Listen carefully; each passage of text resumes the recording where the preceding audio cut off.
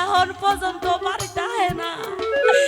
এই ধানের কাম করতে করতে আমার মাঞ্জাটা আর চলে না। ইস কখন যাইবো এই ধান মেশিনে দিমু চাল লই আইব এই দিয়া আমরা পিঠা বানামু। আজকে পিঠা বানায়া স্বামীরে মনের মতো করে খাওয়াইবো। কিন্তু এখন পর্যন্ত যে বাড়িতে আহে না আমার তো আর ভাল লাগতেছে না। আরে ও কৃষানি, কৃষানি এই কি তোর হইছে? তোর চিল্লানি তো আমি ওই যে পালানে থেকে শুনতাছি। হুন ভাই তো কি সমস্যা তোর? এই কড়া দান উড়াইতে যদি তোর এত এত চিল্লা চিল্লি বাজায় দেশ তাহলে তো হারার মানুষ কাম করে না। ওই মরার ঘরে মরা, তোমার চোখ কি পকেটে করে লইয়া ঘরো? তুমি কি দেখবার পারো না এই পুরা বাড়ির কাম আমার একা করান লাগে?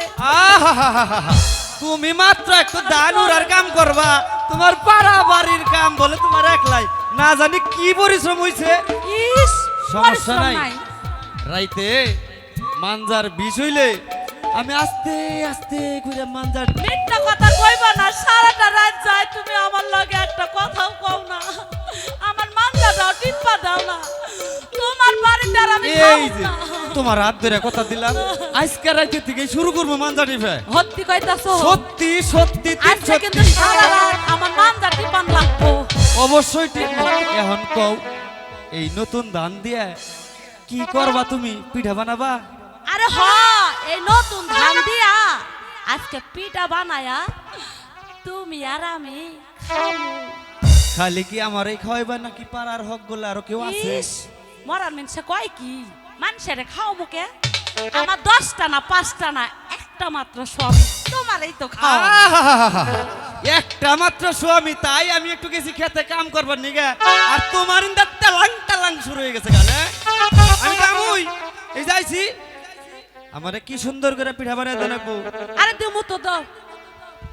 আরে ও আমার কৃষানি, কৃষানি আমার পিঠা বানাইবি, নতুন ধানের পিঠা বানাই কারে খাওয়াইবি, আমারে খাওয়াইবি। আরে খাওয়াবো জানো না? আমি আর তুমি আর কেউ নাই।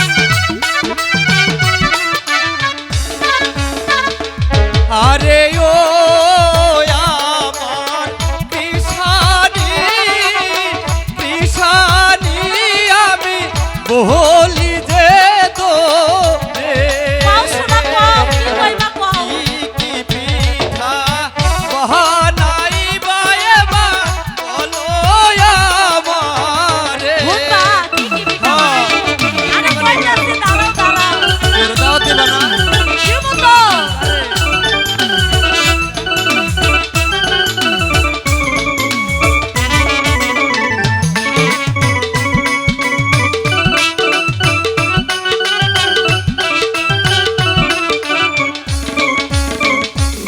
আরে ও আমার কৃষানি কৃষানি আমি বলি তোমারে আর কও নতুন ধান ভাঙ্গাইয়া কি পিঠা বানাইবে আরে কইবো তো